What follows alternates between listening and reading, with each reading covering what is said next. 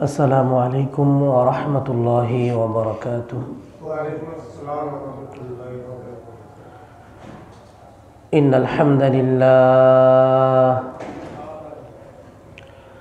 الحمد لله نحمده ونستعينه ونستغفره ونؤمن به ونتوكل عليه ونعوذ بالله من شرور أنفسنا ومن سيئات أعمالنا من يهده الله فلا مضل له ومن يضلل فلا هادي له وأشهد أن لا إله إلا الله وحده لا شريك له وأشهد أن سيدنا ومولانا محمدا عبده ورسوله الذي نزل الفرقان عليه ليكون للعالمين نذيرا وداعيا إلى الله بإذنه وسراجا منيرا أما بعد فقد قال الله سبحانه وتعالى في كلامه المجيد والفرقانه الحميد أعوذ بالله من الشيطان الرجيم بسم الله الرحمن الرحيم يا أيها الذين آمنوا كتب عليكم الصيام كما كتب على الذين من قبلكم لعلكم تتقون وقال رسول الله صلى الله عليه وسلم قال الله عز وجل كل عمل ابن آدم له إلا الصوم الصوم لي وأنا أجزي به أو كما قال النبي عليه الصلاة والسلام إن الله وملائكته يصلون على النبي يا أيها الذين آمنوا صلوا عليه وسلموا تسليما اللهم صل على محمد وعلى آل محمد كما صليت على إبراهيم وعلى آل إبراهيم إنك حميد مجيد اللهم بارك على محمد وعلى آل محمد كما باركت على إبراهيم وعلى آل إبراهيم إنك حميد مجيد بلغ العلا بكماله كشف الدجى بجماله حسنت جميع خصاله صلوا عليه وآله আলহামদুলিল্লাহ মহান আল্লাহ পাক রব্বুল আলামিনের দরবারে অসংখ্য অগণিত শুকরিয়া আদায় করছি যিনি আমাদেরকে আজকের এই পবিত্র জুমার দিনে জুমার নামাজ আদায় করার জন্য জামিয়া মসজিদে একত্রিত হওয়ার তৌফিক দান করেছেন এবং পাশাপাশি কোরআন ও হাদিস থেকে কিছু কথা বলার ও শোনার তৌফিক দান করেছেন। এজন্য আমরা রব্বুল আলামিনের দরবারে কালিমাতে শুকর আদায় করছি আলহামদুলিল্লাহ। আমাদের সামনে যেহেতু মাহে রমজান, এজন্য আমরা আজকের জুমায় রমজান মাসের গুরুত্ব এবং ফজিলত, পাশাপাশি রমজান মাসে যে মহান ইবাদত রয়েছে ফরজ রোজা, রোজার গুরুত্ব এবং ফজিলত নিয়ে আলোচনা করব এবং রমজান মাসের অন্যান্য যত আমলগুলো রয়েছে সুন্নত, নফল, মুস্তাহাব, সে আমলগুলো নিয়ে ইনশাআল্লাহ আলোচনা করব।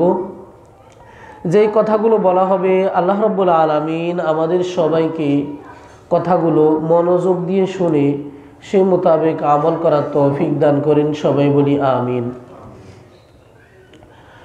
আল্লাহ রাব্বুল আলামিন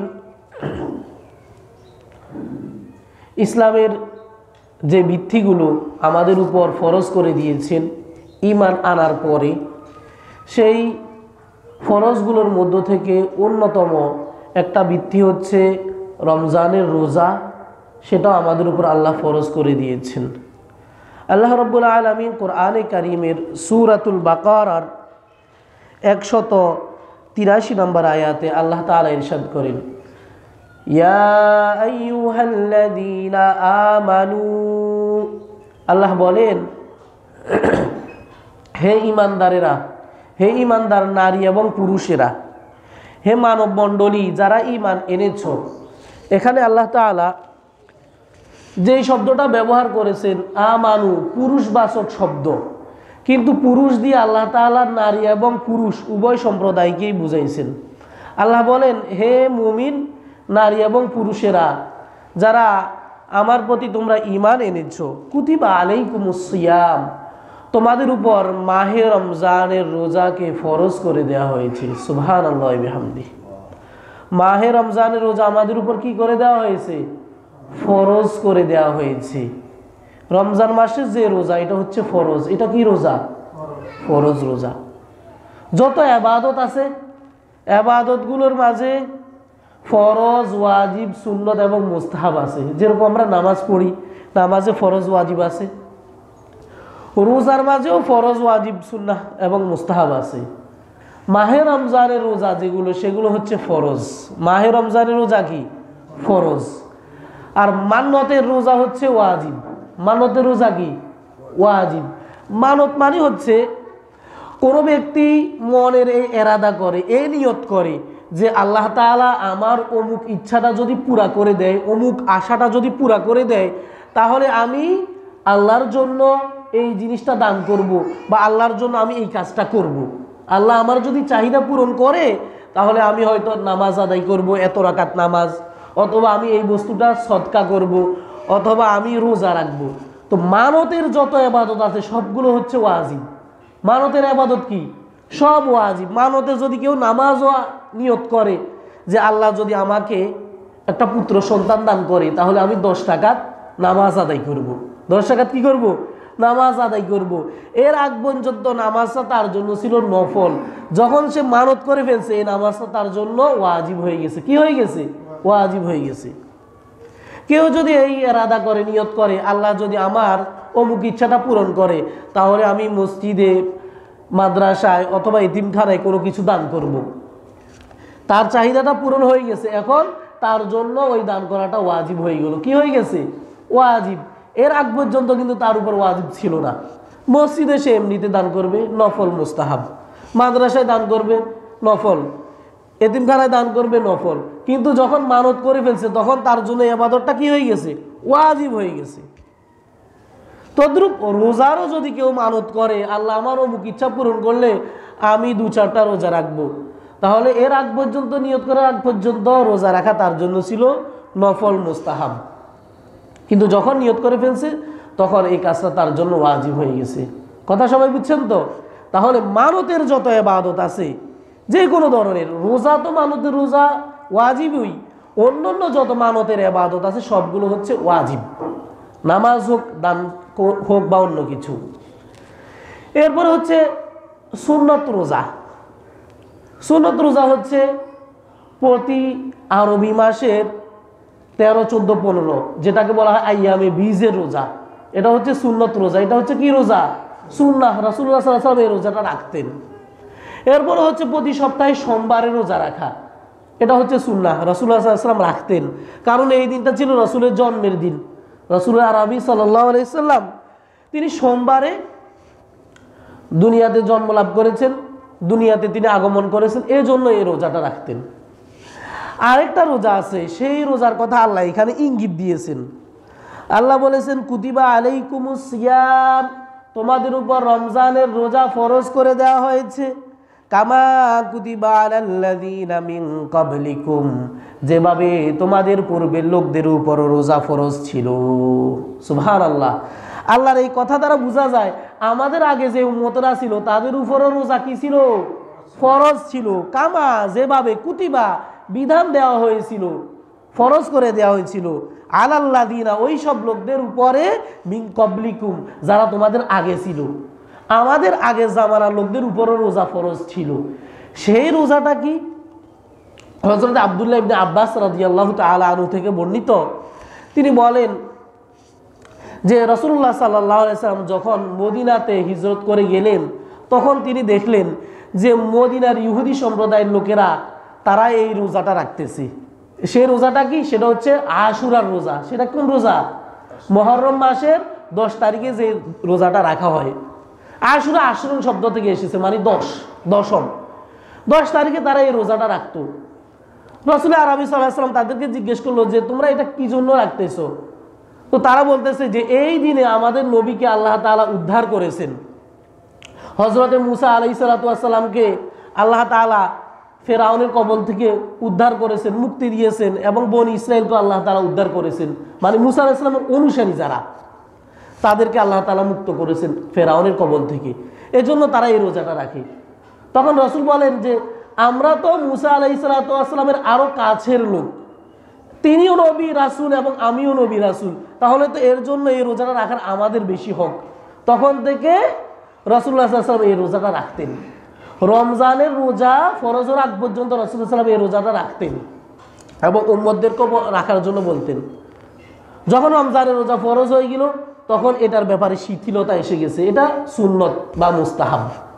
তাহলে আল্লাহ তাআলা কোরআনে যে বলেছেন তোমাদের আগের জামানার লোকদের উপরও রোজা ফরজ ছিল, সেই রোজাটা কোন রোজা? আশুরার রোজা। কোন রোজা? সেটা হচ্ছে আশুরার রোজা। তাহলে এখান থেকে বোঝা যায় রোজা যে শুধু আল্লাহ তাআলা আমাদের জন্য বিধান দিয়েছেন এমন নয়, আমাদের আগেকার জামানার উম্মতদের জন্য রোজা ফরজ ছিল, তবে কিছুটা ভিন্নতা ছিল তাদের এবং আমাদের রোজার মাঝে কিছুটা ভিন্নতা আছে এবং ছিল। তাহলে আল্লাহ রাব্বুল আলামিন বলেন, ও আমার ঈমানদার নারী পুরুষেরা, ঈমানদার বান্দা বান্দিরা, আমি তোমাদের উপর মাহে রমজানের রোজাকে ফরজ করে দিয়েছি। শুধু তোমাদের উপর যে রোজা ফরজ করেছি এমন নয়, তোমাদের আগে যে উম্মতেরা এই দুনিয়া থেকে অতিবাহিত হয়ে গেছে তাদের উপরও ফরজ ছিল। আর কি জন্য আমি ফরজ করেছি? আল্লাহ বলেন লাআল্লাকুম তাত্তাকুন, আমি এজন্যই তোমাদের উপর রোজা ফরজ করে দিয়েছি যেন তোমরা মুত্তাকি হতে পারো। যেন আমরা কি হতে পারি?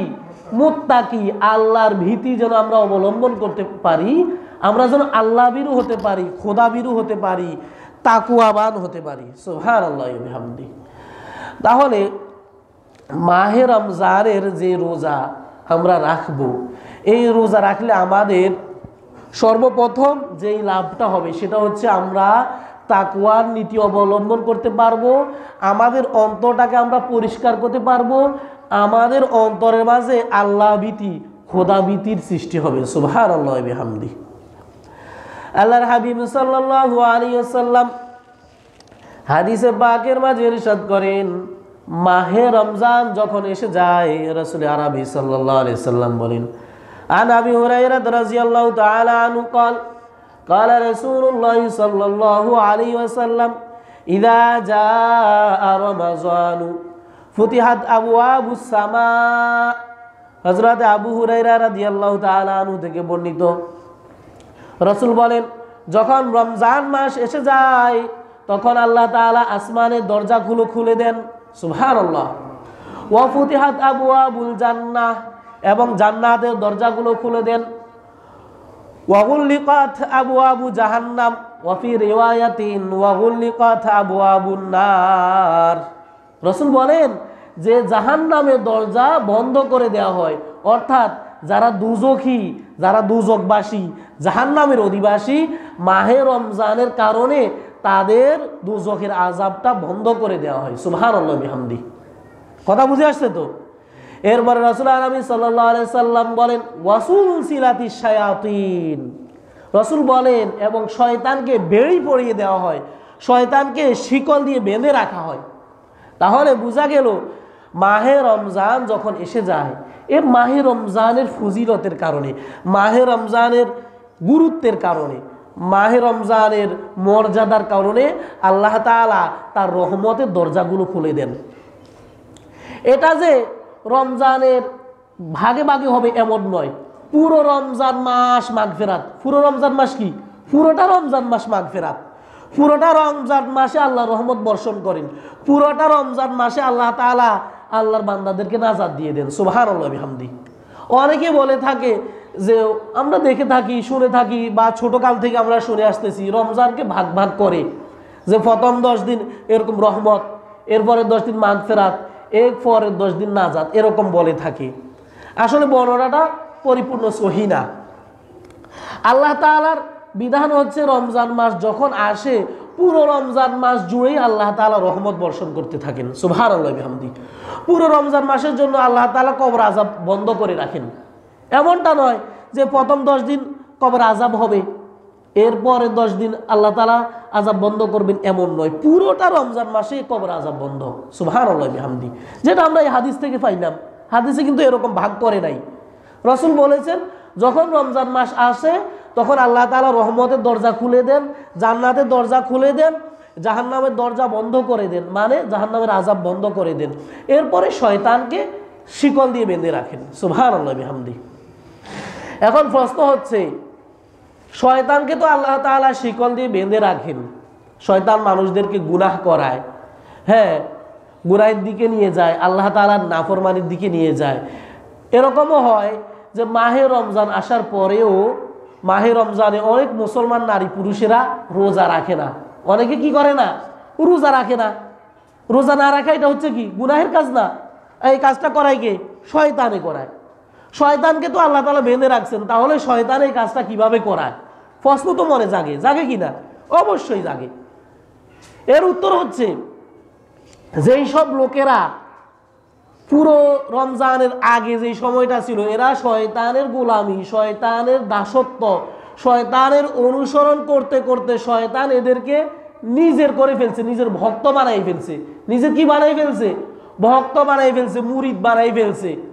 যখন রমজান মাস এসে যায় তাদের অবস্থা তখনও তারা গুনাহের কাজ ছাড়তে পারে না, তখনও তারা শয়তানের গোলামি করে। তখন তারা কি করে? শয়তানের গোলামি করে। আমরা দেখে থাকি ট্রেন আছে না, ট্রেন যখন স্টেশনে আসে বন্ধ করার পরও, ব্রেক ধরার পরও কিছু দূর সামনে অগ্রসর হয়। এই যেই সব লোকেরা দেখা যায় রমজান মাসে এরা রোজা রাখে না, এরা তো আগেও শয়তানের অনুসরণ করত, শয়তানের গোলামি করেছে, শয়তানের ভক্ত হয়ে গেছে, এজন্য এরা এরকম রমজান মাসে রোজা রাখে না। আল্লাহ আমাদেরকে হেফাজত করেন, সবাই বলি আমিন। এজন্য রমজান মাসে রোজা রাখতে হবে। রাসূল আরবি সাল্লাল্লাহু আলাইহি ওয়াসাল্লাম হাদিসে পাকের মাঝে ইরশাদ করেন, যদি কোনো মুসলমান নারী পুরুষ শরঈ কোনো উযর ছাড়া, কোনো কারণ ছাড়া, মারাত্মক কোনো রোগ ব্যাধি ছাড়া, শরঈ কোনো কারণ ছাড়া, সমস্যা ছাড়া যদি মাহে রমজানের একটা রোজাও ছেড়ে দেয়, মাহে রমজানের কয়টা রোজা? একটা রোজাও যদি কেউ ছেড়ে দেয়, আর এই একটা রোজার বদৌলতে যদি সে সারা জীবন রোজা রাখে, তাহলে এই একটা রোজার ক্ষতিপূরণ হবে না। আল্লাহু আকবার। একটা রোজা রাখলে যত ফজিলত, যত মর্যাদা, সে ব্যক্তি রমজানের বাইরে যদি সারা জীবনও রাখে, এই একটা রোজার যে একটা মর্যাদা, সে মর্যাদা সে হাসিল করতে পারবে না। সুবহানাল্লাহ বিহামদিহি। এর জন্য মাহে রমজানের রোজা রাখতে হবে। রাসূল আরবি সাল্লাল্লাহু আলাইহি ওয়াসাল্লাম আরো ইরশাদ করেন, মান সামা রমাযানা ঈমানাও ওয়া ইহতিসাবান গুফিরা লাহু মা তাকদ্দামা মিন যামবি। রাসূল বলেন, মান সামা রমাযানা, যে ব্যক্তি রমজান মাসের রোজা রেখেছে ঈমানা বিশ্বাসের সাথে, ওয়া ইহতিসাবান এবং সওয়াবের আশায়, গুফিরা লাহু মা তাকাদ্দামা মিন যামবি, আল্লাহ রাব্বুল আলামিন তার অতীত জীবনের সব গুনাহগুলো মাফ করে দিবেন। সুবহানাল্লাহ ওয়া বিহামদিহি। অর্থাৎ সগীরা গুনাহগুলো আল্লাহ মাফ করে দিবেন। কি রকম করে মাফ করবেন? সগীরা গুনাহ আমলের মাধ্যমে আল্লাহ তাআলা ছোটখাটো গুনাহগুলো মাফ করে দেন। তাহলে রমজানে যখন আমরা রোজা রাখবো, রোজা রাখার পরে একজন রোজাদারের জন্য করণীয় কি? যখন আমরা রোজা রাখবো তখন আমাদের পালনীয় কি কি কাজ আমরা করব, কিভাবে আমরা এই সময়টা কাটাবো? রাসূল আরবি সাল্লাল্লাহু আলাইহি ওয়াসাল্লাম হাদিসে পাকের মাঝে ইরশাদ করেন, আস-সাওমু আস-সিয়ামু জুন্নাহ। রাসূল বলেন রোজা হচ্ছে ঢাল। রোজা হচ্ছে কি? ঢাল। যুদ্ধের ময়দানে যোদ্ধা যারা মুজাহিদ, তারা শত্রুর কবল থেকে, শত্রুর হামলা থেকে বাঁচার জন্য যেই বস্তুটা ব্যবহার করে, ঢাল, রাসূল বলেন এটা হচ্ছে ঢাল স্বরূপ। সুবহানাল্লাহ ওয়া বিহামদিহি। কিসের ঢাল স্বরূপ? শয়তানের আক্রমণ থেকে এই রোজাটা বান্দাকে বাঁচাবে, সেই ঢাল স্বরূপ। সুবহানাল্লাহ ওয়া বিহামদিহি। অর্থাৎ যিনি রোজা রাখবেন তিনি শয়তানের আক্রমণ থেকে হেফাজতে থাকবেন। যিনি রোজা রাখবেন তিনি গুনাহের কাজ থেকে দূরে থাকবেন। সুবহানাল্লাহ ওয়া বিহামদিহি। রাসূল বলেন আসিয়ামু জুন্নাতুন ফালা ইয়ারফাস ওয়ালা ইয়াজহাল, তোমাদের মধ্যে যারা রোজা রাখবে, যারা রোজাদার, ফালা ইয়ারফাস, তারা যেন কোনো গুনাহের কাজ না করে, তারা যেন কোনো অশ্লীল কাজ না করে, তারা যেন কোনো অশালীন কাজ না করে, নির্লজ্জ কোনো কাজ যেন না করে। যত ধরনের বেহায়াপনা কাজ আছে এই ধরনের কোনো কাজ যেন তারা না করে। ওয়ালা ইয়াজহাল, এবং তারা যেন মূর্খতা সুলভ কোনো কাজ না করে, মূর্খের মতো জাহিলের মতো যেন কোনো কাজ না করে। ওয়াইন ইমরুন ওয়াতালাহু আও শামাতাহু ফালিয়াকুল ইন্নী সাইমুন মাররাতাইন। রাসূল বলেন যখন কোনো রোজাদারের সাথে অন্য কোনো ব্যক্তি এসে তাকে গালমন্দ করে, ঝগড়া করে, তার সাথে বাকবিতণ্ডা লিপ্ত হয়ে যায়, রাসূল বলেন ওয়াইন ইমরুন, কোনো লোক যদি এরকম আসে, কাতালাহু, তার সাথে লড়াই করে, তার সাথে যুদ্ধ করে, তার সাথে ঝগড়া ফাসাদে লিপ্ত হয়, আও শামাতাহু, অথবা তাকে যদি গালমন্দ করে, ফালিয়াকুল, রাসূল বলেন সে যেন বলে দেয় ইন্নী সাইমুন, সে যেন বলে যে ভাই আমি রোজাদার, আমি রোজা রেখেছি, তোমার যদি ইচ্ছা হয় তুমি ঝগড়া করো, তুমি গালমন্দ করো, তুমি যা ইচ্ছে করো, কিন্তু আমি রোজা রেখেছি, আমি এই কাজটা করতে পারবো না। সুবহানাল্লাহ ওয়া বিহামদিহি। তাহলে রোজাদার যিনি রোজা রাখবেন তার জন্য অন্যতম কাজ হচ্ছে রোজা রাখার পরে মানুষের সাথে ঝগড়াঝাটি করা যাবে না। মানুষের সাথে কি করা যাবে না? ঝগড়াঝাটি করা যাবে না। কেউ যদি আপনাকে গালিও দেয় আপনি চুপ করে থাকবেন, কেউ যদি গায়ে পড়ে ঝগড়া করতেও আসে আপনি চুপ থাকবেন। এটা শুধু যে রমজান মাসে এমনটা নয়, এটা অন্য সময়ও। এটা কি রমজান মাসে যে আমরা গুনাহের থেকে বিরত থাকবো এমন নয়, গুনাহের থেকে পুরোটা জীবনই, পুরোটা হায়াতই গুনাহ থেকে বিরত থাকার চেষ্টা করতে হবে। সুবহানাল্লাহ ওয়া বিহামদিহি। কেউ যদি আমার সাথে এসে ঝগড়া করে, আমাকে গালমন্দ করে, আমি যদি উত্তরটা না দিই, চুপ করে থাকি, তাহলে আমার কি লাভ হবে?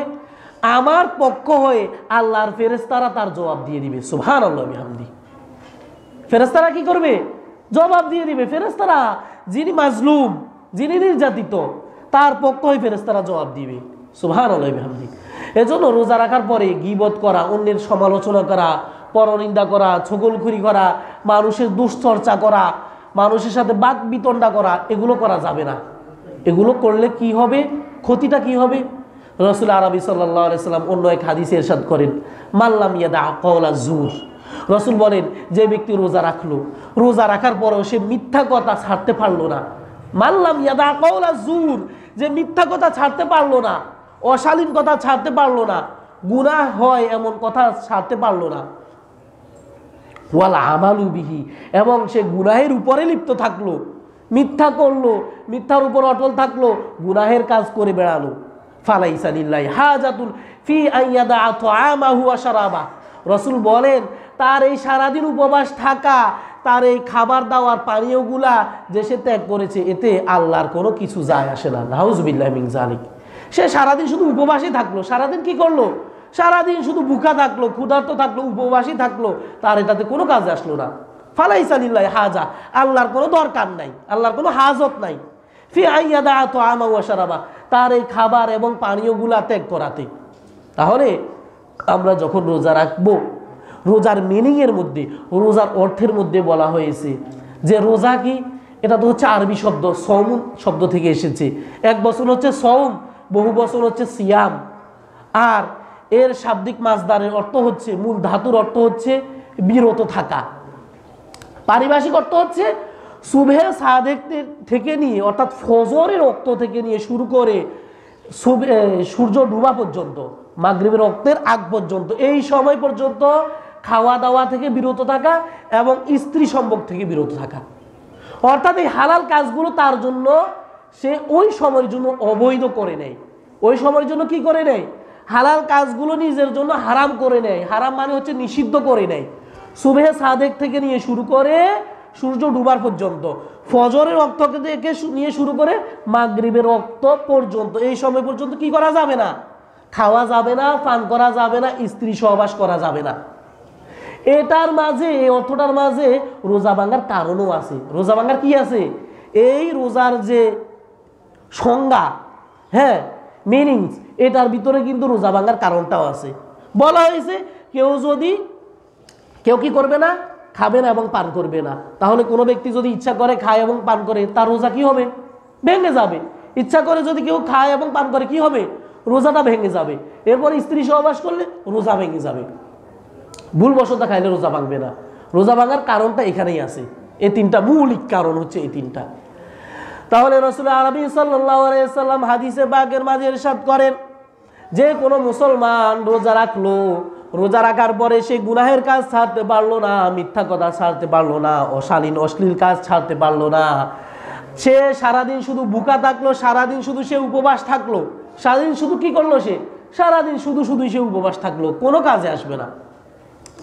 এজন্য রাসূল আরবি সাল্লাল্লাহু আলাইহি সাল্লাম আরো ইরশাদ করেন, রাসূল বলেন যে ওয়াল্লাযী নাফসি বিয়াদিহি, সেই সত্তার কসম যার হাতে আমার পান, যার কুদরতি হাতে মুহাম্মদের পান, ওয়াল্লাযী নাফসি বিয়াদিহি লা খুলুফু ফামিস সাইমি আতিবু ইনদাল্লাহি তাআলা মিন রিহিল মিস্ক। রাসূল বলেন সেই সত্তার কসম, আল্লাহর কসম করে বলতেছে, আল্লাহ তাআলার কসম যার কুদরতি হাতে আমার প্রাণ, মুহাম্মদের প্রাণ, লা খুলুফু ফামিস সাইমি আতিবু ইনদাল্লাহি তাআলা মিন রিহিল মিস্ক। একজন রোজাদারের মুখের দুর্গন্ধ, সে যে সারাদিন উপবাস ছিল, খায় নাই, অথবা মুখ যে বন্ধ করে রাখছে, স্বাভাবিকত মানুষ অনেকক্ষণ পর্যন্ত যদি কিছু খাবার দাবার না করে বা মুখটা বন্ধ করে থাকে, এটা এমনিতেই মুখে দুর্গন্ধ হয়ে যায়। এমনিতে কি হয়? দুর্গন্ধ হয়, রোজার কারণে না। আপনি যদি এমনিতে অনেকক্ষণ পর্যন্ত চুপচাপ থাকেন, মুখে একটা গন্ধ আসবেই, কারণ আমরা তো মানুষ, আমরা দুনিয়াতে আছি, এজন্য মুখে গন্ধ আসবে। জান্নাতে কিন্তু কোনো গন্ধের কারণ নাই। তো রাসূল বলেন যে ব্যক্তি রোজা রেখেছে, রোজাদার, রোজা রাখার কারণে তার মুখে যে দুর্গন্ধ হয়, এই দুর্গন্ধটা আল্লাহর কাছে মেশক আম্বরের চাইতে আরো উত্তম। সুবহানাল্লাহি ওয়া বিহামদিহি আতিবু ইনদাল্লাহি তাআলা, আল্লাহর কাছে আরো বেশি পছন্দনীয়, মিন রিহিল মিস্ক, মিশক আম্বরের সুঘ্রাণের চাইতেও। এরপরে রাসূল আরবি সাল্লাল্লাহু আলাইহি সাল্লাম হাদিসের পরের অংশে আরো বলেন, ইয়াতরুকু তাআমাহু ওয়া শারাবাহু ওয়া শাহওয়াতাহু মিন আজলি। রাসূল বলেন, আল্লাহ তাআলা বলেছেন হাদিসে কুদসি, আল্লাহ বলেছেন বান্দা আমার জন্য সে তার খাবার সে বন্ধ করে দিয়েছে, ইয়াতরুকু সে ছেড়ে দিয়েছে, তাআমাহু তার খাবারকে, ওয়া শারাবাহু এবং তার পানীয়কে, পানি জাতীয় যত খাবার আছে সেগুলোকে সে ত্যাগ করে দিয়েছে, ওয়া শাহওয়াতাহু এবং সে তার মনোরঞ্জন, মনের চাহিদাকেও আমার জন্য বিসর্জন করে দিয়েছে, ত্যাগ করে দিয়েছে, উৎসর্গ করে দিয়েছে। সুবহানাল্লাহ বিহামদিহি। এজন্য এই মাহে রমজান এটা হচ্ছে ত্যাগের মাস। এটা কিসের মাস? ত্যাগের মাস, সাধনার মাস, রিয়াজত এবং মুজাহাদার মাস। এর পরের অংশে, হাদিসের পরের অংশে আল্লাহ তাআলা বলেন, এটা হাদিসে কুদসি যেহেতু, আল্লাহ তাআলা বলেছেন আস-সাওমু লি ওয়া আনা আজজি বিহি। অন্য আরেকটা হাদিসে আল্লাহ তাআলা ইরশাদ করেছেন, হাদিসে কুদসি আল্লাহ বলেন কুল্লু আমাল ইবনি আদামা লাহু ইল্লা সাওম। আল্লাহ তাআলা বলেন বনি আদমের প্রত্যেকটা আমল তার নিজের জন্য। প্রত্যেকটা আমল কার জন্য? তার নিজের জন্য। সে এই কাজটা তার নিজের জন্য করতেছে। ইল্লা সাওম, তবে রোজা। ফাসাওমি ফাইন্না সাওমা লি ওয়া আনা আজজি বিহি। আল্লাহ বলেন আস-সাওমু লি, রোজা হচ্ছে আমার জন্য। সুবহানাল্লাহি বিহামদিহি। ওয়া আনা আজিজি বিহি, এবং এই রোজার প্রতিদান, রোজার যে পুরস্কার, এটা আমি স্বয়ং আমি নিজ হাতে দান করব। সুবহানাল্লাহ বিহামদিহি। আমরা অন্যান্য যে আমলগুলা করি, এই আমলগুলোর প্রতিদান আল্লাহ তাআলা ফেরেশতাদের মাধ্যমে দেয়। কার মাধ্যমে দেয়? ফেরেশতাদের মাধ্যমে আল্লাহ তাআলা আমাদের অন্যান্য আমলগুলোর প্রতিদান দিয়ে থাকেন এবং দিবেন পরকালে। কিন্তু আল্লাহ বলেন যে এই ব্যক্তি রোজা রাখবে, যে মুসলমান নারী পুরুষ রোজা রাখবে, এই রোজাদারদের প্রতিদান আমি স্বয়ং নিজের হাতে দেব। সুবহানাল্লাহ বিহামদিহি। তাহলে চিন্তা করেন, স্বয়ং সৃষ্টিকর্তা, আমার মাবুদ, যিনি আমার মনিব, যিনি আমারে বানাইছে, যে আল্লাহ আমারে বানাইছে, আমার সৃষ্টিকর্তা, লালনকর্তা, আমার মালিক নিজ হাতে আমাকে দান করবে, নিজের কুদরতি হাতে আমাকে দিয়ে দিবে। কতই না খুশির বিষয়। সুবহানাল্লাহ বিহামদিহি। এজন্য রাসূল আরবি সাল্লাল্লাহু আলাইহি ওয়াসাল্লাম আরো ইরশাদ করেন, লিসাইমি ফারহাতানে, রোজাদারের জন্য দুইটা সুসংবাদ। রোজাদারের জন্য কয়টা খুশির খবর? দুইটা খুশির খবর, দুইটা সুসংবাদ রয়েছে। রাসূল আরবি সাল্লাল্লাহু আলাইহি ওয়াসাল্লাম ইরশাদ করেন, লিসাইমি ফারহাতানে, ফারহাতুন হিনা ইফতিরু, একটা সুসংবাদ হচ্ছে যখন রোজাদার ইফতার করে। যখন রোজাদার কি করে? ইফতার করে। সারাদিন উপবাস ছিল, কিছু খায় নাই, হ্যাঁ, সময় ঘনিয়ে আসছে, তারপরও আল্লাহর ভয় খাচ্ছে না। সামনে ইফতারি আছে, উপস্থিত, সমুপস্থিত আছে, তারপরেও আল্লাহর এখনো বিধান হয় নাই, আল্লাহর এখন অর্ডার হয় নাই, মসজিদের মাইকে এখনো আজান হয় নাই, এখনো সূর্য ডুবে যায় নাই, এখনো মাগরিবের ওয়াক্ত হয় নাই। সে বান্দা আল্লাহর ভয়ে খাবার সামনে থাকা সত্ত্বেও চুপ করে রয়েছে, খানা খাচ্ছে না। কার ভয়ে? আল্লাহর ভয়ে। যখন সে খায়, খাবারটা মুখে নেয়, পানীয়, শরবত, খেজুর, খুরমা যখন মুখে নেয়, তখন তার মনের মাঝে একটা আত্মতৃপ্তি লাভ করে। সুবহানাল্লাহ বিহামদিহি। রাসূল আরবি আরো ইরশাদ করেন, রোজাদারের জন্য আরেকটা সুসংবাদ হচ্ছে হিনা ইনদা লিকাই রাব্বিহি, আরেকটা সুসংবাদ হচ্ছে বান্দা যখন তার মালিকের সাথে দেখা করবে। সুবহানাল্লাহ বিহামদিহি।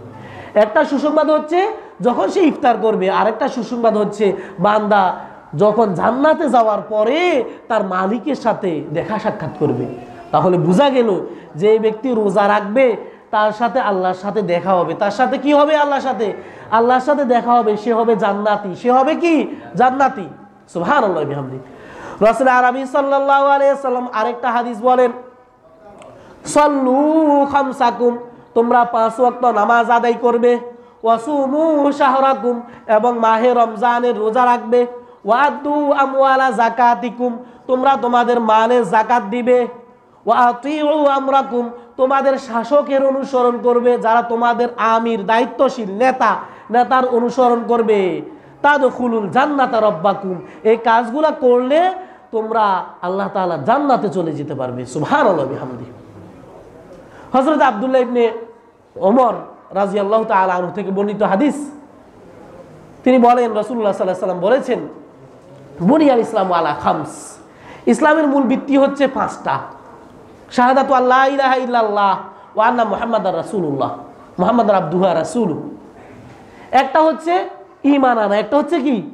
ঈমান আনা। এটা হচ্ছে ইসলামের মূল ভিত্তি। হাদিসের মধ্যে ব্যাখ্যা করে বলে দিয়েছে, আল্লাহ ছাড়া কোনো মাবুদ নাই, এটা মনে প্রাণে স্বীকার করা। এটা কি করতে হবে? স্বীকার করতে হবে। শাহাদাত মানে স্বীকার করতে হবে, মৌখিকভাবে, আন্তরিকভাবে স্বীকার করতে হবে। ওয়া আন্না মুহাম্মাদান আবদুহু ওয়া রাসূলুহু, এবং মুহাম্মদ সাল্লাল্লাহু আলাইহি ওয়াসাল্লাম আল্লাহ তাআলার রাসূল, এটাও মনে প্রাণে স্বীকার করতে হবে। ওয়া ইকামিস সালাহ, নামাজ কায়েম করতে হবে। ওয়া ইতাইজ যাকাত, মালের যাকাত দিতে হবে যখন নেশাব পরিমাণ সম্পদ হয়ে যাবে। ওয়া সাওমি রমাজান, রমজান মাসের রোজা রাখতে হবে। ওয়া হাজ্জুল বাইতি ইন ইসতাতা ইলাইহি সাবিলা, এবং যখন পাতেও হবে, যখন তৌফিক হবে, তখন বাইতুল্লাহ শরীফের জিয়ারত করতে হবে, হজ করতে হবে। সুবহানাল্লাহ বিহামদিহি। তাহলে মাহে রমজানের এই রোজাটা হচ্ছে ইসলামের ভিত্তিগুলোর থেকে একটা ভিত্তি। যে ব্যক্তি এই ভিত্তিটা ছেড়ে দিল, সে যেন ইসলাম থেকে বের হয়ে গেল, সে যেন ইসলামের একটা ভিত্তিকে বাদ দিয়ে দিল। নাউযুবিল্লাহি মিন যালিক। এই জন্য মাহে রমজানের রোজা রাখতে হবে। আল্লাহ তাআলা আমাদেরকে মাহে রমজানের রোজাগুলো রাখার তৌফিক দান করে। সবাই বলি আমিন। আর পাশাপাশি গুনাহের কাজগুলো ছাড়তে হবে। গুনাহের কাজ কি করতে হবে? ছাড়তে হবে। আরো কিছু আমল আছে রমজান মাসের, নফল মুস্তাহাব যে আমলগুলো, যেমন আছে তারাবিহের নামাজ, এটা হচ্ছে সুন্নতে মুআক্কাদা। এটা হচ্ছে কি? সুন্নতে মুআক্কাদা, শুধু সুন্নাত না, সুন্নতে মুআক্কাদা মানে এটা গুরুত্ববহ একটা সুন্নত, সবাই পালন করতে হবে। এটা এটা কি করতে হবে? সবাই পালন করতে হবে। আপনি চাইলে এটা খতম তারাবি পড়তে পারেন অথবা সূরা তারাবি পড়তে পারেন। খতম তারাবি হযরত ওমর রাদিয়াল্লাহু তাআলা আনহুর জামানা থেকে এটা চালু হয়ে আসছে।